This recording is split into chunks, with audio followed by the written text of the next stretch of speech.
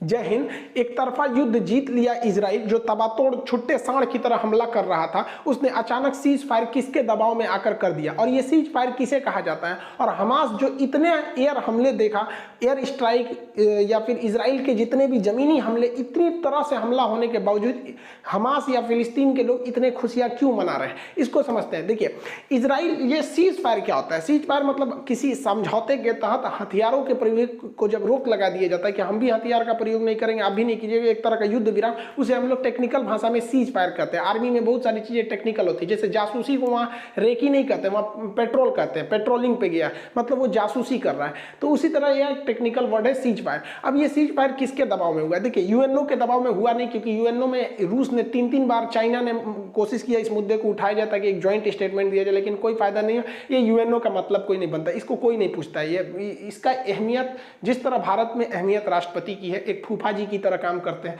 उसी तरह पूरी दुनिया में एक अहमियत यूएनओ की तरह। एक्चुअली में उसके 5 वीटो पावर वाले ही इसे चलाते हैं। अब कुछ लोग का पाकिस्तान, देखिए, पाकिस्तान हमला कर ही नहीं सकता था, क्योंकि पाकिस्तान को पता था कि अगर ये हमला करने के लिए अपनी फौज को भेजते फिलिस्तीन को बचाने के लिए, तो भारत इधर कर देता उसको पीओके पर हमला करने के लिए, क्योंकि भैया हमको तो मौका मिल जाता। लेकिन ये लोग यूएनओ में, इनके विदेश मंत्री गए, थोड़ा सा भाषण दिए कि अमेरिका वगैरह हमेशा इजराइल का ही साथ देते हैं, हमें प्रोटेक्शन फोर्स बनाना चाहिए वगैरह वगैरह, दुनिया भर का इन्होंने अपनी बात बोला। और इनकी यहाँ तो रैली निकलने लगी थी। इनके यहाँ पाकिस्तान के कुछ नेता कहते थे कि पाकिस्तान को अपने परमाणु बम को निकालना चाहिए, और एक साथ 2-2 निकालना चाहिए, एक तो मार दे इजराइल पर, एक तो मार दे भारत पे। अरे भाई साहब, हम लोग क्या किए थे? मतलब ये मारो तो हम लोग कौन सी अपना परमाणु बम का लिए रखे हैं, परमाणु बम मारे, इन सब को बातें नहीं करना, इन सब का अलग ही लेवल है। और सऊदी अरब वाले, इन लोग का मतलब कुछ खास डिप्लोमेटिक वो रहा नहीं था। हालांकि ये अलग बात था कि दुनिया के कई सारे देश जो थे इजराइल पे दबाव बना रहे थे। इजराइल पर सबसे ज़्यादा दबाव काम किया तो 2 देशों का। ये तैयबुल अर्दोगान इनिशिएटिव जरूर लिए थे तुर्की के, लेकिन इसमें काम किया एक जो बाइडेन ने खुद अपना एक डेलीगेशन भेज रखा था, जो इजराइल में रह के ही उन पर दबाव बना रहा था। क्योंकि अगर इजराइल जो बाइडेन की बात नहीं मानता, तो आपको ही पता है, देखिए, जो बाइडेन की जो पार्टी है, डेमोक्रेटिक पार्टी, ये एक तरह से कहिए तो अरब देशों के साथ इनके मतलब अरब ईरान समर्थित रहते हैं सब। और जो रिपब्लिकन पार्टी थी ट्रंप की, वो खुलकर इजराइल के साथ रहती थी। तो इनकी पार्टी उतना इजराइल मतलब को उतना फेवर नहीं करती है। हालांकि जब नीतियां बनती हैं तो ऐसा नहीं है कि सरकार चेंज होने से पूरी तरह नीतियां चेंज हो जाती है। देखिए, इजराइल पर 2 ओर से हमला हो रहा था। गाजा से कर रहा था हमास, और सीरिया से कर रहा था यहाँ पर इस्लामिक जिहाद नामक एक आतंकवादी संगठन। तो ये लोग इधर हमला कर रहे थे, तो सीरिया में रूस के बहुत सारे सैन्य अड्डा है, इसलिए रूस को लगा था कि भैया अगर ये इधर हमला करेगा तो इनके सैनिकों को जवाबी कार्रवाई में अगर ये बम मार के गिरा देते हैं वहां पे, तो युद्ध बड़ा हो सकता है। लेकिन सबसे ज्यादा दबाव बनाया तो मिस्र ने, क्योंकि मिस्र यानी इजिप्ट को पता था कि जितने लोग गाजा से भागेंगे वो इजिप्ट में ही भागेंगे। इवन यहाँ पर हॉस्पिटल वगैरह उनके लिए बनाया गया, रहने खाने का जगह दिया गया, इसलिए सबसे ज्यादा दबाव बनाया तो इजिप्ट ने बनाया। और इजिप्ट की बात, इजिप्ट एक्चुअली क्या है, यहाँ दोनों के बीच में, इजिप्ट और इजराइल के बीच में एक मित्रवत संबंध है, समझौता भी हो चुका है। तो कई दबाव काम किए, लेकिन सबसे ज्यादा अगर कोई दबाव बना रहा था तो इजिप्ट, क्योंकि उसको पता था कि इसी को झेलना पड़ेगा। 11 दिन तक चले इस हमले में 250 से ज्यादा फिलिस्तीन के लोग मारे गए हैं, 1400 से ज्यादा लोग घायल हो गए हैं। हालांकि इजराइल को कंपैरेटिवली बहुत कम क्षति पहुंची है, लेकिन वहां पे भी मासूमों की जान गई है, लगभग 12 लोगों की वहां पे भी जान गई है। लेकिन इस बीच इजराइल ने गाजा पट्टी में घुसकर हमास की तो धज्जी उड़ा दी है अपने एयर स्ट्राइक के द्वारा। हमास के आतंकवादियों की जो पनडुब्बी थी, तो उसको इन्होंने ध्वस्त कर दिया। ये पनडुब्बी बहुत बड़ी नहीं थी, ये रिमोट से चलने वाली थी। साथ में इन्होंने ड्रोन भी बना रखा था, ये रिमोट से चलता है, इसलिए ड्रोन का कोई कैमरा नहीं, इसमें बम लगा दो, वहां जाके गिरेगा, ब्लास्ट कर जाएगा। पनडुब्बी उनके किसी जहाज वगैरह से टकरा दो, ब्लास्ट करेगा। एक्चुअली हमास का मेन टारगेट रहता है कि इजराइल को इकोनॉमिकल लॉस कैसे किया जाए, क्योंकि इसके 1 लाख के सामान को बर्बाद करने के लिए, काउंटर करने के लिए इजराइल को करोड़ों खर्च करने पड़ते हैं, यानी दोनों में लगभग 10 से 20 गुने का अंतर रहता है। इस बार के एयर स्ट्राइक में इजराइल ने चुन चुन के गाजा पट्टी में जितने भी हमास के सुरंग थे, ये लोग अंडरग्राउंड सुरंग में भाग जाते थे, छुप जाते थे। तो हमास के जितने भी सुरंग थे, जगह जगह ऐसा हल्का सा गड्ढा रहेगा, इसमें से अगर घुसेंगे तो पूरा अंदर से सुरंग बनाए रहते थे, तो पूरा सुरंग में घुस घुस के मार रहा है सब। और हमास को बहुत ज्यादा क्षति पहुंचाया इजराइल ने। इजराइल का मेन टारगेट था कि गाजा पट्टी पे वहां के इंफ्रास्ट्रक्चर और गाजा पट्टी के वहां पे जो एडमिनिस्ट्रेशन है, साथ ही साथ हमास को आज से 20 साल पीछे ढकेल देना। इसलिए उन्होंने बहुत तगड़ा झटका दिया। उनके जो पावर सप्लाई थे, बिजली सप्लाई वगैरह था, उसको उड़ा दिया इन लोगों ने। साथ ही उनका जो वाटर सप्लाई था उसको काट दिया। और यहाँ जो इजराइल के जो टैंक्स थे, तोप थे, वो लगातार इंडस्ट्रियल एरिया में बड़ी बड़ी इंफ्रास्ट्रक्चर बिल्डिंग वगैरह को ढाते जा रहे थे लोग, और इतना ज्यादा तबाही मचा दिया कि इस टूटे हुए इंफ्रास्ट्रक्चर को दोबारा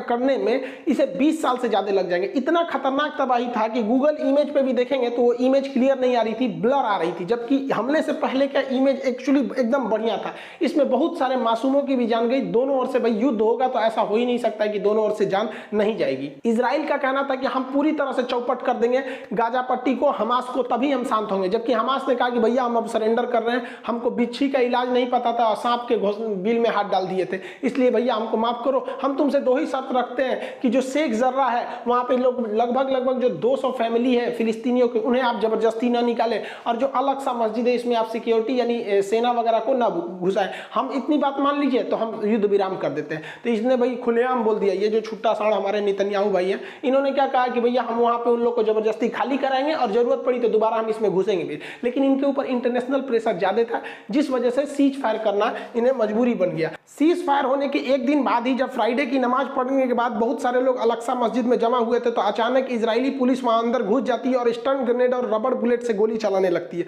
हालांकि इस हमले में किसी की जान नहीं जाती है, लेकिन दर्जनों लोग घायल हो जाते हैं। इजराइल का कहना है कि यहाँ ये लोग खुशी मना रहे थे कि हमारी जीत हो गई, गाजा की जीत हो गई, और इन लोगों ने पुलिस को प्रोवोक किया, इसलिए पुलिस अंदर घुसी और इन लोग को मारने लगी यहाँ पर। जबकि फिलिस्तीन के लोगों का कहना है कि ये जानबूझ के अंदर आए थे। देखिए यहाँ हो क्या रहा है कि गाजा कह रहा है कि हम जीत गए, फिलिस्तीन और इजराइल कह रहा है कि हम जीत गए। और इसमें ना इजराइल के प्रधानमंत्री को अपने अंदर थोड़ी आलोचना देखने को मिल रही थी, इस वजह से वो अंदर घुस गए ताकि ये दिखाने लगे कि हमारी जीत हुई है। एक्चुअली में यहाँ जीत किसी की नहीं हुई है भाई। देखिए भारी तो पड़ा है इजराइल, नो डाउट, हमेशा से वही भारी पड़ा है, वो बार बार उकसाएगा। हम हमेशा कहते हैं कि बार बार वो अलक्सा मस्जिद वगैरह को लेके उकसाएगा। इस उकसावे का घाटा क्या होगा कि अलक्सा मस्जिद इस वेस्टर्न बैंक की ओर है, और यहाँ से तो हिंसा होती है, यहाँ भी हिंसा होगा, ताकि आने वाले वक्त में इजराइल इनको भी धो सके और इनको भी धो सके। यहाँ पर यूएनओ को करना चाहिए कि प्रॉपर वहां पर एक इंटेलिजेंस को इकट्ठा करे, वहां पर प्रॉपर सिक्योरिटी रखे, ताकि पता चले कि गलती किसकी है, वरना गलती किसी की भी रही दोनों ओर से जान जाती है, और इसमें मासूम लोग मरते हैं लोग दोनों ओर से।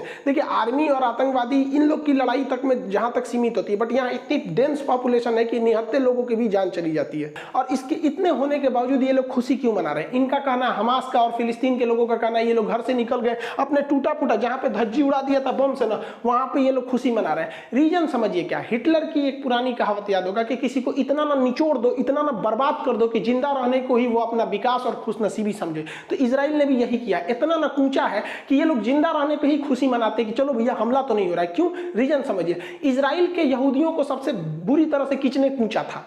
तो हिटलर नहीं कूचा था। तो हिटलर ने जिस सिद्धांत के तहत यहूदियों को कूचा, तो ये वही सिद्धांत कूच दिए सब फिलिस्तीनियों पे। क्योंकि आइंस्टीन ने क्या कहा था, ऊर्जा संरक्षित नहीं, ऊर्जा ना तो उत्पन्न हो सकती है ना तो नष्ट की जा सकती है, इसे एक रूप से दूसरे रूप में बदला जा सकता है। तो हिटलर ने इनको कूचा, ये कूच रहे हैं फिलिस्तीन वालों को। एक्चुअली में ये लोग खुशी क्यों मना रहे हैं? देखिए नेतन्याहू ने कह दिया था कि हम लोग गाजा पट्टी को पूरी तरह से कब्जा कर लेंगे, और इनको डर हो गया था हमास वाले को कि अगर ये गाजा पट्टी को कब्जा कर लिया तो 57 के 57 मुस्लिम देश इन्हें नहीं रोक सकते हैं। क्योंकि इजराइल का पुराना इतिहास रहा है कि वो 6 डे वार में 1967 के पास 60 के दशक में उसने एक साथ 7 देशों को हरा दिया था, पूरी मुस्लिम कंट्री के 7 देशों को। अब 2021 में इसने OIC जो इस्लामिक कंट्री है उनके 57 देशों को घुटने पर टिका दिया। तो इससे लड़ना इन लोग के पास बहुत मुश्किल है, ये नहीं जीत पाएंगे। लेकिन बावजूद इन्होंने सीज फायर किया जब इजराइल ने, तो इन लोग खुशी मनाने लगे कि भैया हमारा गाजा बच गया। लेकिन उसने कहा है कि हम दोबारा हमला कर देंगे अगर हमारे ऊपर हुआ हमला तो। बेंजामिन नेतन्याहू की सरकार तो अभी खुद ही बहुमत की सरकार नहीं है, उनके गठबंधन की सरकार है।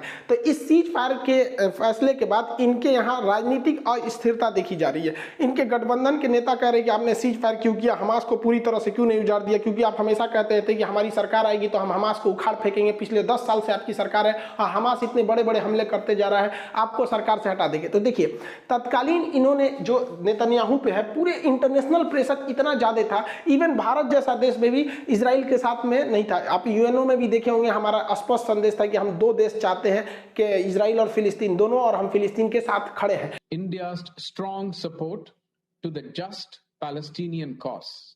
तो इसमें इजराइल के ऊपर दबाव था यूएनओ से लेकर हर जगह, इसलिए इन्होंने मतलब सीज फायर किया। लेकिन देखिए तत्काल ये बेंजामिन नेतन्याहू के ऊपर राजनीतिक प्रेशर है, लेकिन जब चुनाव होगा तो जेन्युइन है कि बेंजामिन नेतन्याहू जीत जाएंगे, क्योंकि चुनाव के वक्त में अगर देश पर आक्रमण होता है तो ये वही पार्टी जीतती है जिस पार्टी के पास सरकार रहती है। आप दो एग्जाम्पल से समझिए, चीन में माओ त्से तुंग के खिलाफ सत्ता भड़क रही थी, मतलब वहां पर चीन में ना बगावत हो रही थी, इसलिए चीन ने तिब्बत पर हमला कर दिया, फिर भारत पर हमला कर दिया, तो वहां के लोग ऑटोमेटिक सरकार के साथ हो गए। हमारे साथ भी देखिए 2019 में पुलवामा में जब हमला हुआ तो बेतहाशा इंसान सरकार के साथ खड़ा हो गया। जितनी हमारी सरकार से गिले शिकवे थे, ऐसा नहीं होता है कि 100% कोई भी गवर्नमेंट किसी को खुश रख सकती है, तो थोड़े बहुत जो भी गिले शिकवे थे, तो पुलवामा अटैक के बाद सरकार से एक ही उम्मीद थी कि नहीं धो के आओ, और मोदी जी ने भी धो दिया, वहां पर बालाकोट स्ट्राइक वगैरह हुआ यहाँ पर। तो यही हो गया नेतन्याहू के साथ कि इलेक्शन में इनकी भी पार्टी को एक पॉलिटिकल बूस्ट जरूर मिलेगा, लेकिन अभी के वक्त में इनकी क्रिटिसाइज किया जा रहा है उन्हीं के देश में। इजराइल और चाइना दोनों एक ही रास्ते पे चलते हैं, ये दुनिया को कुछ दिखाते हैं, दुनिया उसे देखती है, लेकिन पर्दे के पीछे ये लोग कुछ और कर रहे होते हैं। आप ध्यान से समझिए, इन दोनों का हम चाल आपको बताते हैं। 1948 में फिलिस्तीन पर पूरी तरह से धावा बोल दिया इजराइल ने और पूरी तरह से अपना क्षेत्रफल विस्तार करना चालू किया। सेम उसी तरह चाइना ने तिब्बत को 1959 में कब्जा कर लिया। यहाँ पर दोनों साथ साथ देखते चलिएगा। फिलिस्तीन के बाद ये अगला नंबर किया गोलान की पहाड़ियों पर। गोलान जो सीरिया में है, इन पहाड़ियों को कब्जा कर लिया क्योंकि सेना की दृष्टि से वो जगह बहुत ही जबरदस्त था। उसी तरह चाइना ने ही क्या किया, तिब्बत पर कब्जा करने के बाद अक्साई चीन पर कब्जा कर लिया, क्योंकि अक्साई चीन जो है लद्दाख के ऊपर का एरिया है, ये ऊंचा है और स्ट्रेटेजिक सेना के रूप से महत्व है। दोनों सेम काम कर रहे हैं, आप देखते चलिए यहाँ पे। इसके बाद इसने जॉर्डन पर कब्जा कर लिया, क्योंकि जॉर्डन जो है वो पानी का क्षेत्र बहुत अच्छा था। यहाँ पर जॉर्डन वाला डेड सी वाला एरिया है, इस एरिया पर इसने जॉर्डन पर कब्जा कर लिया। चाइना ने ठीक उसी तरह आगे बढ़कर बहुत सारे द्वीपों का कब्जा कर लिया दक्षिणी चीन सागर में, क्योंकि इन दक्षिणी चीन सागर पर कब्जा कर लिया इन द्वीपों पर, क्योंकि यहाँ के देश छोटे छोटे थे, ये कुछ नहीं कर सके। ये दोनों देखिए सेम काम कर रहे हैं सर। इसके बाद इसने लेबनान, ऊपर लेबनान को धीरे धीरे जाके वहां पे भी उसके कुछ एरिया को इसने भी कब्जा कर लिया। इसने क्या किया, चाइना ने इस छोटे छोटे द्वीपों को हराने के बाद ऊपर में जापान के द्वीप के साथ इसने कब्जा कर लिया। उसके कुछ द्वीपों के साथ इसके विवाद होते हैं, अक्सर ये उलझता रहता है। आप देखेंगे अब चाइना की नजर है और इजराइल दोनों की नजर है कि हमें कैसे प्राकृतिक संसाधन, पेट्रोलियम, गैस, मछली, ये सब समुद्र से कैसे मिलेंगे। उसका जो तमार ऑयल फील्ड है, यहाँ बहुत बड़ा ऑयल का फील्ड है, यही नीति पे चल दिया चाइना में। उसने दक्षिणी चीन सागर पर पूरा कब्जा करने बैठ गया है, क्योंकि दक्षिणी चीन सागर दुनिया का सबसे बड़ा समुद्र होने के साथ साथ यहाँ पर बहुत ही बड़ी मात्रा में पेट्रोलियम और गैस फील्ड को पाया जाता है।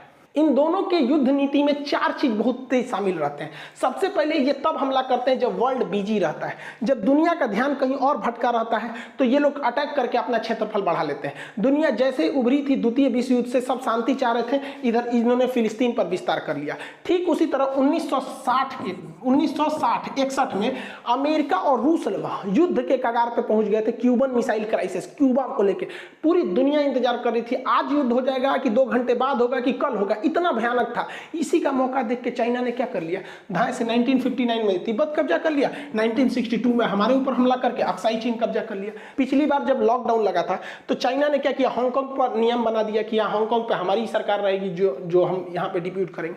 यहाँ कोरोना को देखकर देखिए पूरी दुनिया कोरोना के बीच में बिजी है, इजराइल कोरोना से निपट गया, शेख जर्रा, जेरूसलम और गाजा को इधर फाइल निपटा दिया। तो ये इनका पहला सिद्धांत है कि दुनिया का जब भी बिजी देखो हमला कर दो। इजराइल और फिलिस्तीन दोनों का जो सेकेंड चाल है उसे कहते हैं टू स्टेप अटैक। ये क्या होता है समझिए, ये लोग क्या करते हैं, आप ऐसे समझिए, क्या अगर हम किसी का 100 रुपया ले लें और सोचते हैं कि उसका 100 रुपया न लौटाए, तो उस इंसान को देख के भागना नहीं है, बल्कि जब वो इंसान मिले ना तो उल्टे उससे टोको, हमारा 5000 रुपया दो, 5000 दो। तू कहेगा कैसा 5000, हम कहेंगे 5000 दो, कैसा 5000 पे बात हो जाएगा, और जो हम पहले से पैसे वाले के बैठे हैं वो लोग भूल जाएंगे। ये दोनों सेम काम कर रहे हैं, ध्यान दीजिए। अभी जो हुआ है वो जमीन को लेकर हुआ है, यहाँ पर वेस्टर्न बैंक पे शेख जर्रा पर। इजराइल ने कहा कि शेख जर्रा हम खाली करेंगे, शेख जर्रा हम खाली करेंगे, और इधर गाजा से हमला होने लगा यहाँ पर। तो ये जानबूझ के ऐसा काम करता है यहाँ हल्ला हो, और इसने क्या किया, तबातोड़ गाजा और हमास को थूर दिया। पूरी दुनिया का ध्यान चला गया गाजा पर, पूरी दुनिया गाजा को बजाने में लग गई कि भैया गाजा का तुम बाजा मत बजाओ, गाजा का बहुते बाजा बज गया। इजराइल ने कचर कचर के हमास को थूरा, कचर कचर के थूरा, क्योंकि इजराइल का ये 2 स्टेप है कि पहला स्टेप में किसी को कब्जा कर लो और दूसरा स्टेप पर और भयानक हमला करो कि पूरी दुनिया को सल्टाने में लग जाए, पिछवाला लोग भुला जाए। तो शेख जर्रा को कोई बतिए ही नहीं कर शेख जरा के लोग करे ससुरा हमरो हाल चाल ले रहे यहाँ पे। यही करता है चाइना। चाइना ने तिब्बत पे कब्जा किया, ध्यान से समझिए, चाइना ने तिब्बत पे कब्जा किया 1959 में। और इस ससुरा चाइना को पता था कि भारत गुटनिरपेक्ष है, भारत इंसानियत पे चलता है, सही गलत के रास्ता को अच्छे से पहचानता है, भारत कभी न कहीं भी आवाज उठाएगा। इसलिए ये ससुरा सेकंड स्टेप में चल दिया, कहां पर, लद्दाख पे। क्योंकि भारत अब तिब्बत का मैटर नहीं उठाएगा, अब तू कहेगा लद्दाख मेरा, लद्दाख तुम्हारा, लद्दाख मेरा, लद्दाख तुम्हारा, तिब्बत का मैटर चल जाएगा। यहां चाइना को लालच आ गया, उसने कहा कि तिब्बत अच्छा है, इससे भी अच्छा लद्दाख है, हम लद्दाख को नहीं छोड़ेंगे। तो चाइना को ये बात पता था कि अगर मैटर लद्दाख पे अटकेगा तो भारत कभी ना कभी इसे छुड़ा लेगा, इसलिए इसे अगले स्टेप में उलझाओ। इसलिए चाइना बार बार कहता है कि अरुणाचल प्रदेश मेरा है, अरुणाचल प्रदेश मेरा है, ताकि भारत के लोग कहें कैसा अरुणाचल प्रदेश, तू कहेगा मेरा है, हम कहेंगे मेरा है, हम कहेंगे मेरा है, कुल पंचायत अरुणाचल प्रदेश पे होगा, इसको लोग भूल जाएंगे। अजब हाल है। भारत सरकार को कहना चाहिए ससुरा बीजिंग हमारा है, तोरे बाप का नहीं है, क्योंकि यहाँ पे है चीन की दीवार। अब भारत सरकार को कहना चाहिए हमारे नक्शा के हिसाब से चीन की दीवार के उधर में चाइना है, इधर तो है ही नहीं है। सोचो को कुत्ता की तरह बोलिए। इनका तीसरा प्लान जो होता है वो होता है फ्यूचर अटैक का फियर दिखाना, भविष्य में और भयानक हमला करने का डर दिखा देना। तो इजराइल गाजा को धोया और इतना धोया, उसके बाद कहता है कि अभी मेरा ग्रेटर इजराइल बनाना है, अभी हम मिस्र से जमीन छीनेंगे, जॉर्डन से छीनेंगे, कुवैत से, सऊदी अरब से, सीरिया से, लेबनान से, इन सब से छीनेंगे। मतलब ये क्या करता है, किसी मरे हुए को इतना भयानक मारो, इतना मारो और सबको दहशत फैला दो कि कोई मेरे खिलाफ आवाज उठाए तो यही होगा। फिल्म में क्या होता है, एक गुंडा आता है, किसी ठेला वाले को पकड़ेगा, किसी कमजोर को पकड़ेगा, भयानक मारेगा, सरेआम गोली मार देगा, कहेगा मेरे खिलाफ किसी ने आवाज उठाया तो सही यही होगा। मतलब वो एक को मार रहा है और 10 को डर दिखा रहा है। यही सेम नीति अपनाता है चाइना। यहां तो आपने इजराइल को देख लिया कि कब्जा किया, उसके बाद और डरा रहा है। इसने क्या किया, तिब्बत पर कब्जा किया। पहली बात तो तिब्बत पर कब्जे किया, उसने कहा कि तिब्बत अभी हथेली है, तिब्बत अभी हथेली है, अभी इसकी 5 उंगलियां और लाएंगे, 5 उंगलियां और लाएंगे। एक उंगली है लद्दाख, दूसरी उंगली है नेपाल, तीसरी उंगली है सिक्किम, चौथी उंगली है भूटान और 5वीं उंगली है अरुणाचल प्रदेश। मतलब पहले पूछेंगे, कब्जा कर लेंगे, अभी और डराएंगे। अरे नेपाल वाला केपी शर्मा ओली, इसको लगता है कि चाइना नेपाल का साथ दे रहा है, अरे तू फिंगर में आ रहा है, दूसरा नंबर तू ही फिंगर है। यहाँ पर चाइना और इजराइल दोनों को पता है कि कुछ लोग उन्हें लाइक करेंगे वो कितनों गलत काम कर दे, और कुछ लोग उन्हें लाइक नहीं करेंगे चाहे वो कितना भी भलाई कर दे। आप ऐसे समझिए, आप अगर देखिएगा न्यूट्रल होके, तो जो नीति इजराइल अपना रहा है वही नीति कौन अपना रहा है, चाइना अपना रहा है। लेकिन जो लोग इजराइल के काम का विरोध कर रहे हैं, जैसे पाकिस्तान कह रहा है कि वहां पर जुल्म हो रहा है, जो इजराइल का विरोध कर रहा है वही ससुरा चाइना का साथ दे रहा है, कह रहा नहीं चाइना ठीक है। पाकिस्तान क्या कहता है, इजराइल गलत है लेकिन चाइना ठीक है। देख रहे हैं, कमवा दोनों एक है। इनको पता है कि जो मेरा साथ देगा वो साथ ही देगा, और जो देखिए जो इजराइल का साथ दे रहा है, जैसे बहुत सारे लोग कह रहे हैं इजराइल ने सही किया, वही लोग कहेंगे कि चाइना ने गलत किया, जबकि काम दोनों का सेम है। तो यही गड़बड़ हो जाता है। अमेरिका कहता है कि इजराइल को अपनी रक्षा करने का अधिकार इसलिए धो दो, और वही अमेरिका कहता है कि चाइना जापान पर हमला मत करो क्योंकि मेरा साथी है। तो इन्हें पता है कि दुनिया एक गुट में बन चुकी है, और रियलिटी है कि जियोपॉलिटिक्स में यानी इंटरनेशनल रिलेशन में यहाँ केवल और केवल हमारा फायदा, हमारा बिजनेस सही होना चाहिए। भाड़ में गया इंसानियत। क्या कोई मुस्लिम कंट्री कहेगा कि यहाँ पर अजरबैजान ने आर्मेनिया पर जुल्म करके नागोर्नो कराबाख को घर में घुस घुस के मारा है? क्या अभी भी अजरबैजान आर्मेनिया पर हमला करते जा रहा है? क्या कोई कहेगा? नहीं, क्योंकि यहाँ मुस्लिम देश है यहाँ पे, और वहाँ पे अगर इजराइल मार रहा है तो गलत है, अजरबैजान मारा तो ठीक है यहाँ पर।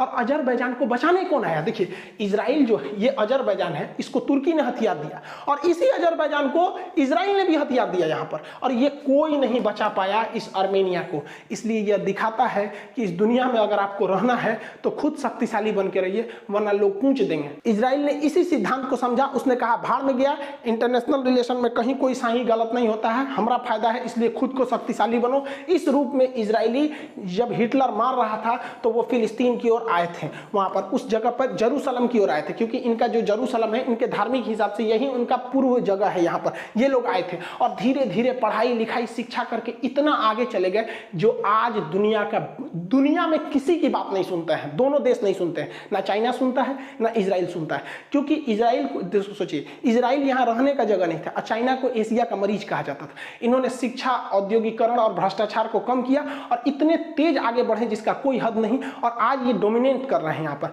और हम भारत वाले देखिए, ये 1948 में ये देश बना था, इनको पता भी नहीं था कि इनके देश का नाम इजराइल होगा, अचानक इनके दिमाग में आया 1948 में। और हम 1947 में आजाद हो गए थे भाई साहब, बने नहीं थे, पूरी दुनिया में पहली हम लोग बने थे।